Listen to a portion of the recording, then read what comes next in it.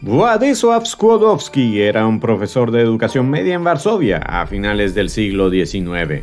Se había casado con Bronisława Boguska, también maestra, aparte de pianista y cantante. Ambos habían invertido fuertes cantidades de dinero en favor de que el país natal de ambos, Polonia, recuperara su independencia, pues el Imperio ruso había conquistado la mayor parte del territorio polaco. El matrimonio no perdía ocasión en intentar mantener el lenguaje y las tradiciones polacas en su familia, pues los rusos estaban decididos a imponer su lengua en todo el territorio del Zarato de Polonia.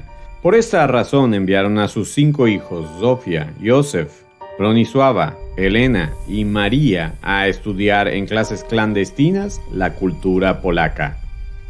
Esta última niña, María, sobrevivió a la prematura muerte de su hermana Zofia y de su madre a sus 9 y 10 años respectivamente.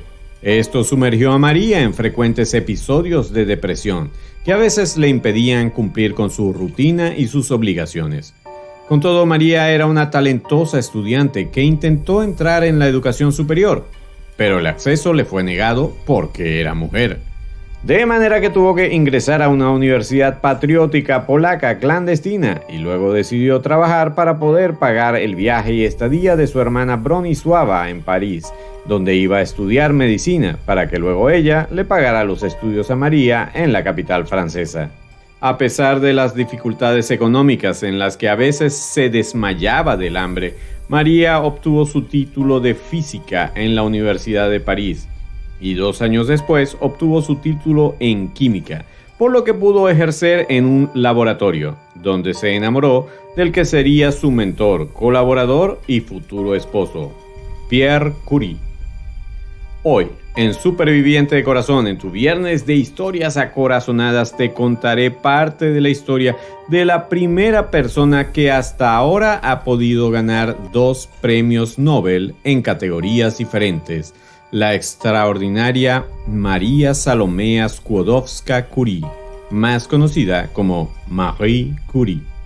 Por favor, quédate conmigo.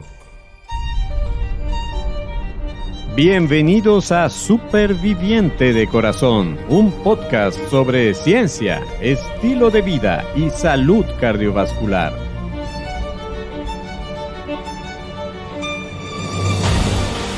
Soy tu anfitrión, Enio Sánchez Brozowski, fisioterapeuta cardiovascular y escritor.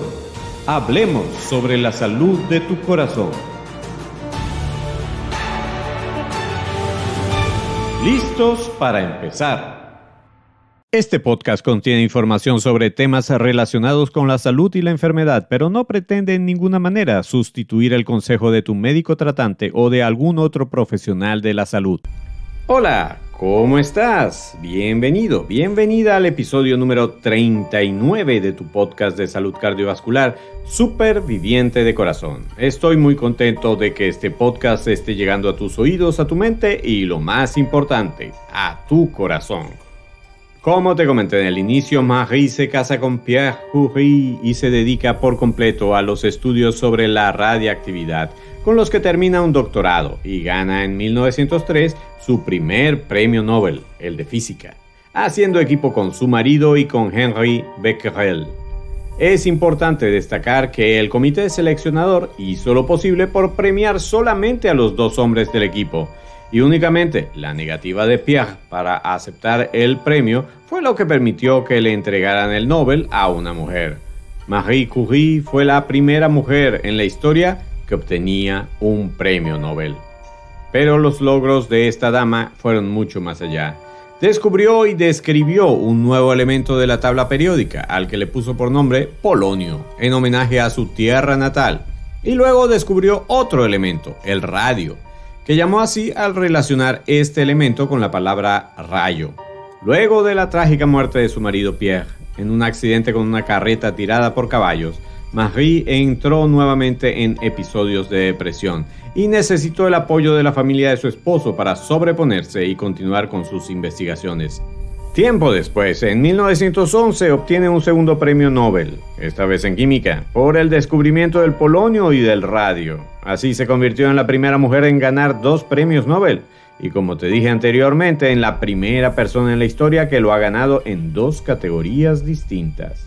Marie Curie fue además la primera mujer profesora en la Universidad de la Sorbona y trabajó también varios años en su laboratorio con su hija mayor, Irene, quien, por cierto, también obtuvo un premio Nobel de Química en 1935, pasando a formar parte de la única familia de 3 miembros en el mundo, con padre, madre e hija, cuyos integrantes han ganado al menos un premio Nobel.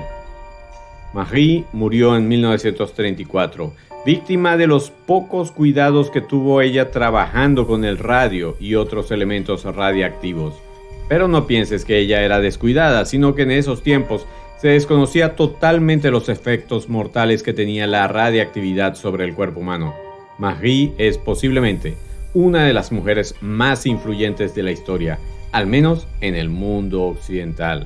¿Qué te puedo decir de esta historia? Quizás que a veces tendrás que enfrentar diferentes estigmas sociales por alguno de tus rasgos o características. Marie tuvo que superar el rechazo de ciertos grupos intelectuales en París por tratarse de una extranjera que buscaba estudiar y trabajar en medio de ellos. También tuvo que lidiar con la aversión de los círculos académicos por entregarle un Nobel a una mujer.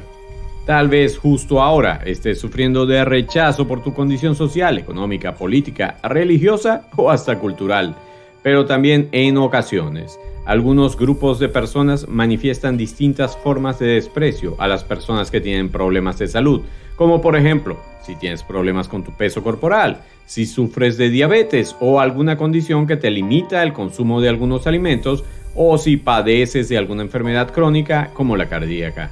Posiblemente ya debes haber notado por tu cuenta que esta es una época de la historia en la que la mayoría se ocupa solo de sí misma, sin importarle mucho la condición del prójimo, y poca gente está dispuesta a considerar las dificultades del otro.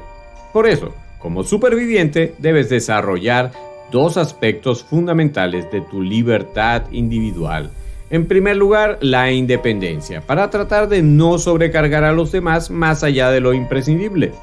Y en segundo lugar, la empatía, porque ponerte en el lugar del otro te va a traer enormes beneficios, no solo desde el punto de vista espiritual y mental, sino desde tu propia salud. De la historia de Marie Curie puedes sacar otras lecciones, quizás el amor extraordinario por tu patria, porque Marie nunca olvidó sus raíces y su cultura polaca, o sobre la dedicación a formarse y capacitarse durante toda su vida. Pero más allá de esos aprendizajes teóricos, lo que importa es que te dispongas a aplicar esas lecciones a tu propia vida. Por los momentos, te invito a pasar a la próxima sección. Construyendo una vida súper. En esta sección te converso un poco sobre lo que significa vivir una vida súper. Como ya sabes, lo de la vida súper es un acrónimo, y hoy volveré a contarte sobre la R de súper. La R puede significar también, aparte de una vida renovada, como ya te he comentado, una vida resiliente. Resiliencia es un término relativamente nuevo, muy asociado con la palabra entereza, que es como posiblemente conocías la capacidad que tienes para enfrentarte airoso o airosa a una situación adversa. Es un concepto que viene de la física, en donde se usa para describir la resistencia de los materiales que se doblan sin romperse para recuperar nuevamente la forma o situación original. Te voy a regalar un relato que quizás ya hayas escuchado antes, pero que expresa bien la idea de lo que es ser resiliente. A la orilla de un río, un roble fue derribado por una tormenta. Ya caído, una de sus ramas entró en contacto con un junco, crecido cerca de la ribera.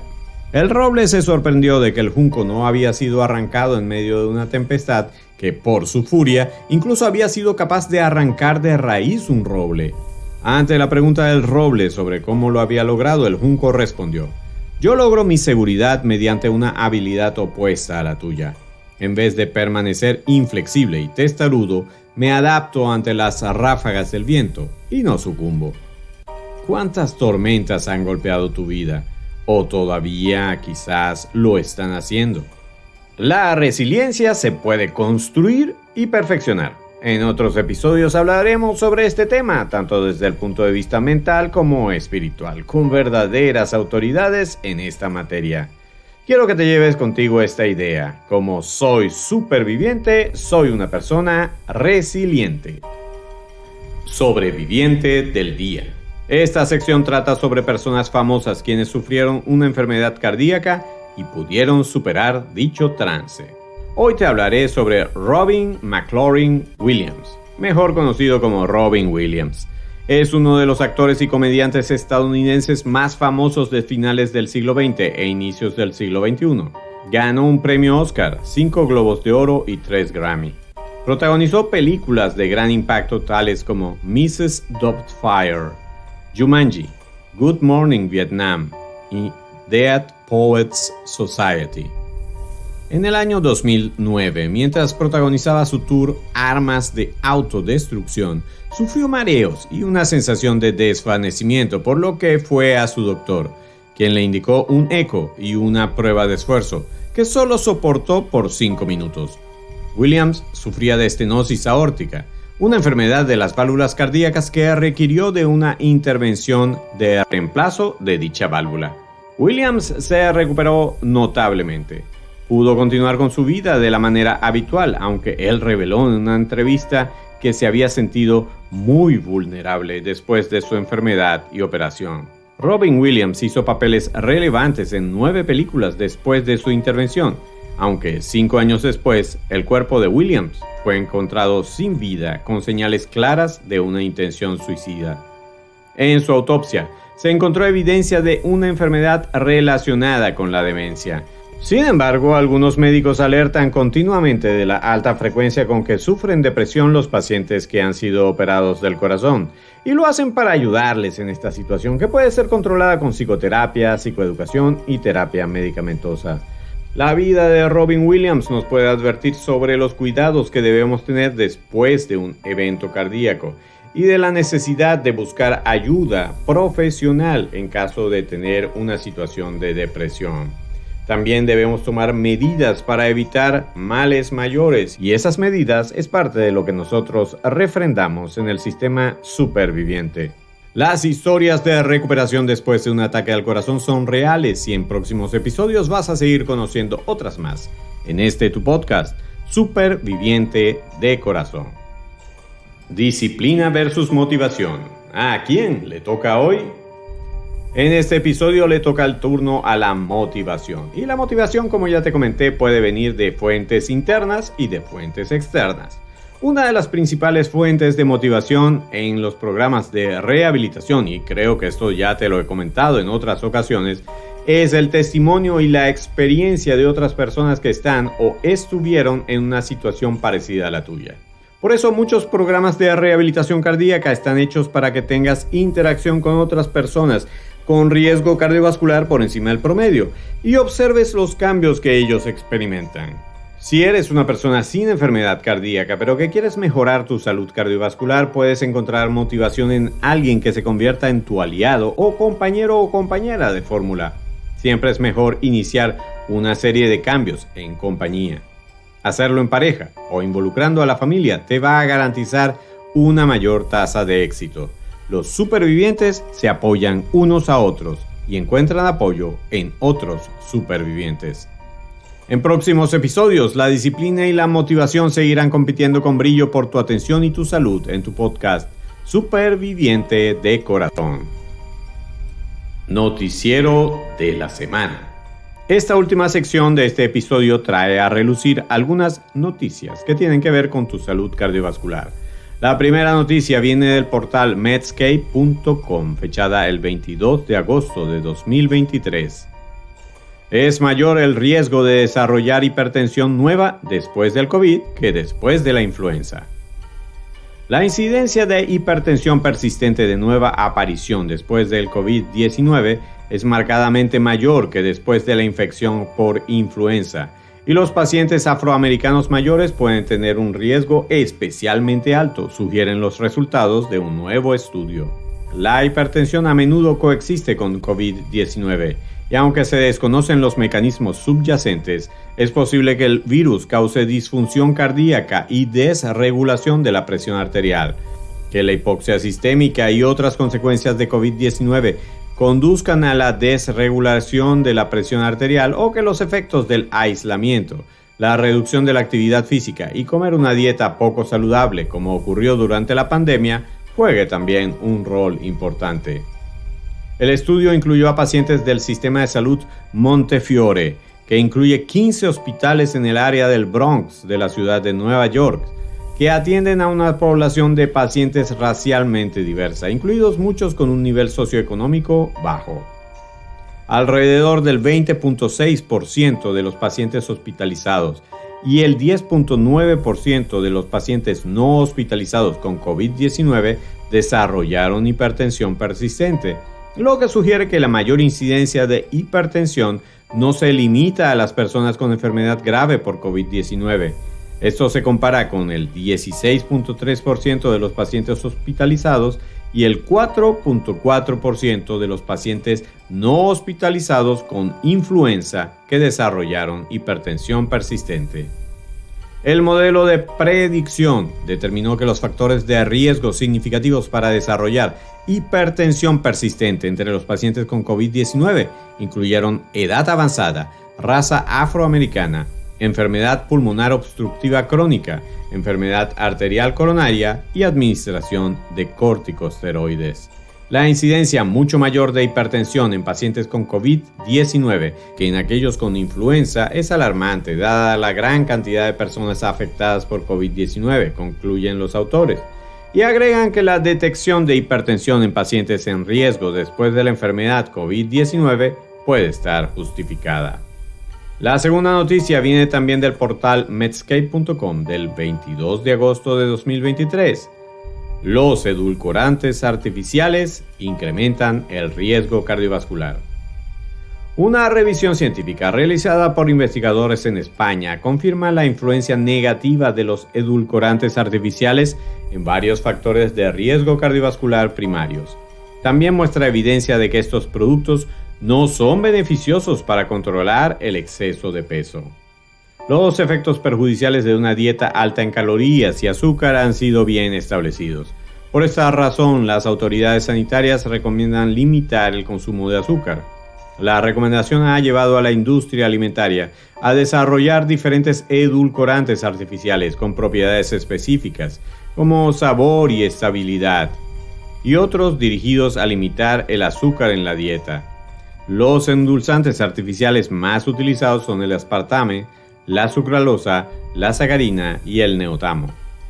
Todos estos productos han sido aprobados por la Administración de Drogas y Alimentos de los Estados Unidos y se venden con nombres más conocidos como Equal y Splenda. La evidencia acumulada hasta ahora muestra que el consumo de edulcorantes artificiales no fomenta la pérdida de peso. Hay evidencia que muestra el aumento de peso resultante del efecto que el consumo de edulcorantes artificiales tiene a nivel neurohormonal, al alterar los mecanismos involucrados en la regulación de la sensación de saciedad. Los edulcorantes artificiales, además, causan interrupciones significativas en el sistema endocrino, lo que lleva al metabolismo a funcionar de manera anormal. La revisión reveló que el consumo de edulcorantes artificiales aumenta el riesgo de diabetes tipo 2 entre un 18 y un 24%, y aumenta el riesgo de síndrome metabólico hasta en un 44%. En cuanto a la hipertensión, hay dos factores que asocian a los edulcorantes artificiales a esta condición.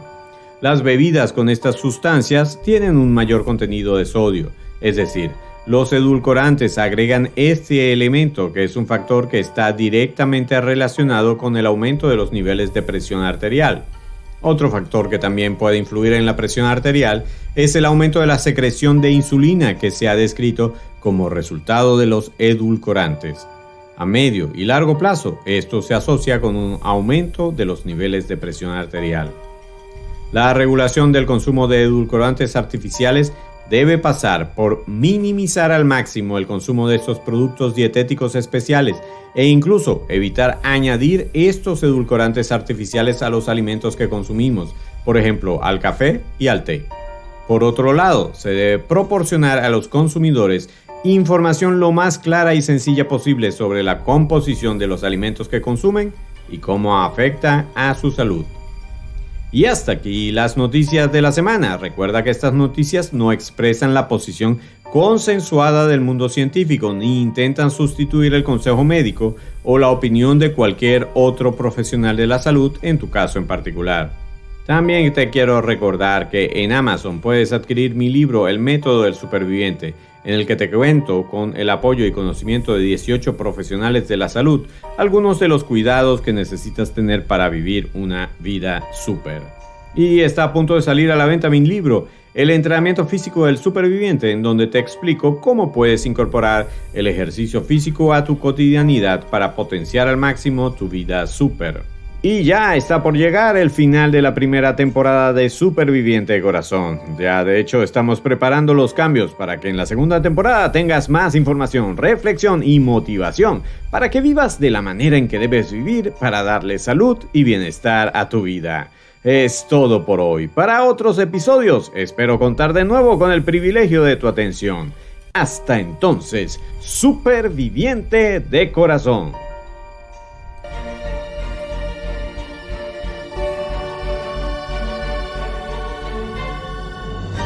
Por hoy llegamos al final. Gracias por tu amable atención. Si te gustó este episodio, suscríbete y descarga otros episodios. Síguenos en nuestras redes, comparte el podcast con otras personas y si quieres, califícanos con 5 estrellas. Eso es de mucha ayuda en esta labor. Busca más información y recursos en nuestra página web www.super-viviente.com. Recuerda que superviviente son 2 palabras y super lleva tilde.